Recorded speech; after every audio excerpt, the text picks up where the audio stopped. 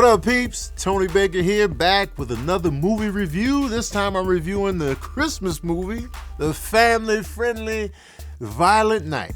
No, it's not family-friendly at all, but it is a Christmas movie. And let me tell you something. If you've seen the trailer for Violent Night, you're probably sitting there thinking, oh, they're just being ridiculous. It's Santa Claus fighting crooks, hand-to-hand combat, killing people, Santa Claus in a die-hard situation. You're right. That's what it is. And it's a great premise because it's really Santa Claus. It's not a guy in a Santa Claus outfit. It's not a mall worker. It's really Santa Claus caught up in a home invasion robbery situation, and he's got to fight his way out. The premise is so ridiculous that it actually works. Now, Die Hard is a Christmas movie. I know people are debating on whether or not Die Hard is a Christmas movie. It's a Christmas movie. And that's what this is.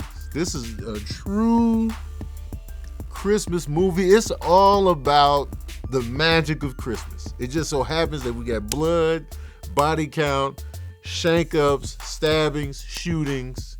But at the core of it, it's Christmas. Now, here's the premise of the story. Santa Claus is out here down on his luck. He feels like that people are losing faith. They don't believe. They just don't believe anymore. So he's bummed out about it. He's like, man, people don't really deserve the gifts. Like, they losing the whole spirit of it all. He's at bars, he's drinking. They just sitting here looking at him like he's just a bad Santa at a local mall or whatever. But he's really the guy. And so he's just like, man, this sucks. And he's drinking, he's peeing while he's on his sleigh. He's just out here, man. And, he's bummed out. And I get it. Santa Claus, now, you're feeling overlooked. A lot of people don't believe in you.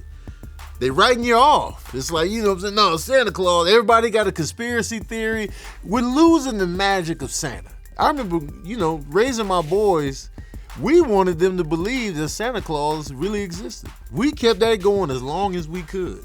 I remember we set up some snow outside, and we had these fake reindeer footprints you could put outside. We was like, yo, they was really out here. Oh. We wanted the kids to believe in Santa Claus for a second. Because I remember when I was little, I believed in Santa Claus for a few years. I was like, yo, I think he might be really real. And then my older brother ruined it. He was like, yo, the gifts is under the bed. I was like, under the bed? And then, he ruined it for me early. Thanks, Scott. Just that little inkling of belief. And they had the Santa tracker you can look at online. And he was saying, they would tell you where Santa was. I was like, this is dope. Y'all better go to bed because Santa's coming. It's just fun for the kids. And at the core of this story, there's a little girl who is, she's probably about 8 or 9. Her parents are split up. And, the dad, the mom, and the little girl are going to this family get-together. And so, of course, she wants her parents to be together. She wants them back together. But it turns out that her father is the son of this super successful, rich family. And, they're greedy, they're rude or whatever. But this guy seems like a good guy, seems like a good dad. But him and his girl are just, not vibing for whatever reason. So they get together for the holidays. It's Christmas. And, of course, she wants her parents back together. And she really believes in Santa Claus. And she's bummed that, her and her dad didn't go to the mall and visit Santa like they always do. So she was bummed about that. So he scrambles and he gets like a little walkie-talkie. Like, you can talk to Santa Claus on this. Mind you, the whole time. And his mother is played by Beverly D'Angelo. So I think it's funny that they got Clark Griswold's wife from Christmas Vacation to be like the main rich lady that's getting robbed. So John Leguizamo is the main villain. They stage this whole thing to get the $300 million that she has tucked away at the family estate. So they coming in hot and heavy.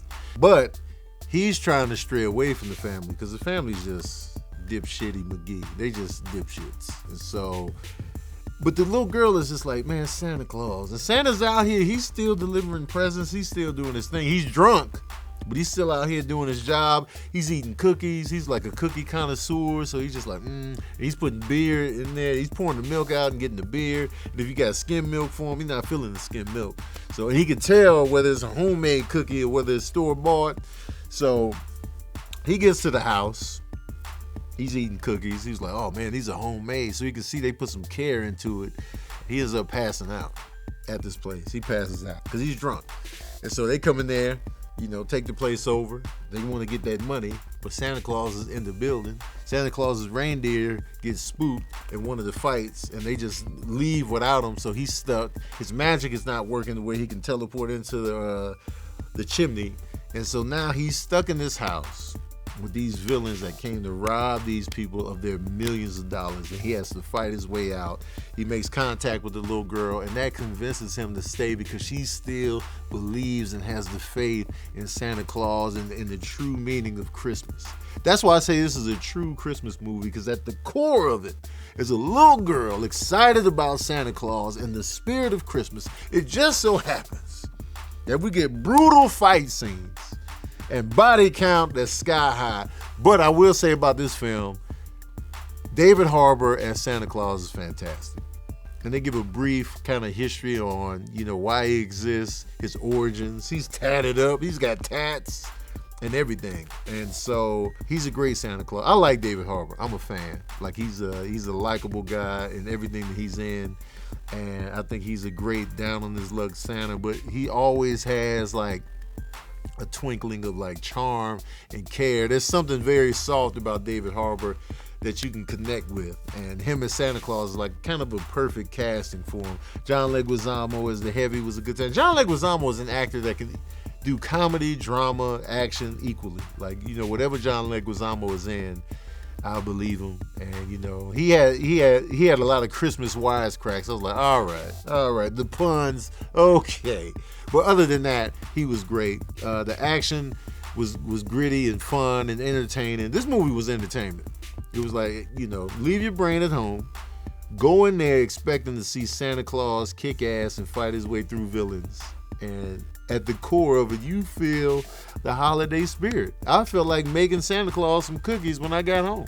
Now, granted, I'm going to eat them cookies. I'm going to be the Santa that's just eating the cookies. I just wanted an excuse to eat cookies, man. But forget all that. Y'all want to know the smooth jazz review of Violet Night. Well, here it is.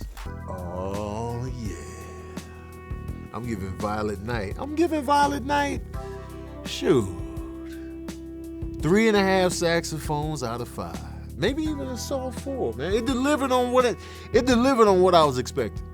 And it gave me some heart that I didn't expect. But I'm going to give it 3.5 saxophones out of 5. I definitely feel like it's worth checking out. Good matinee flick. Just go in there, be entertained. It was never boring.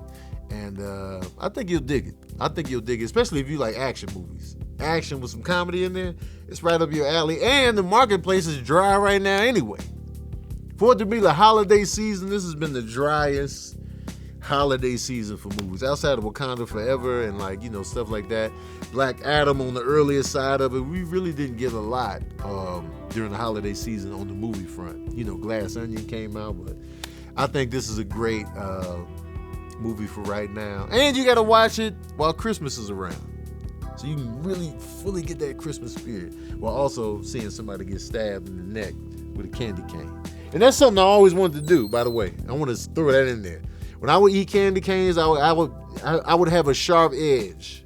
I would do that with the Jolly Rancher stick too. I was like, I could stab somebody with this in prison, and then it'll dissolve from the blood. Anyway, I was just not that I wanted to kill somebody, but you know what I'm saying. All right, peeps, that's my review of Violet Night. If you saw the movie, let me know what you thought in the comments section below. Also, do you feel that Die Hard is a Christmas movie? And do you like for your Christmas and your violence to mix? Let me know in the comments section below.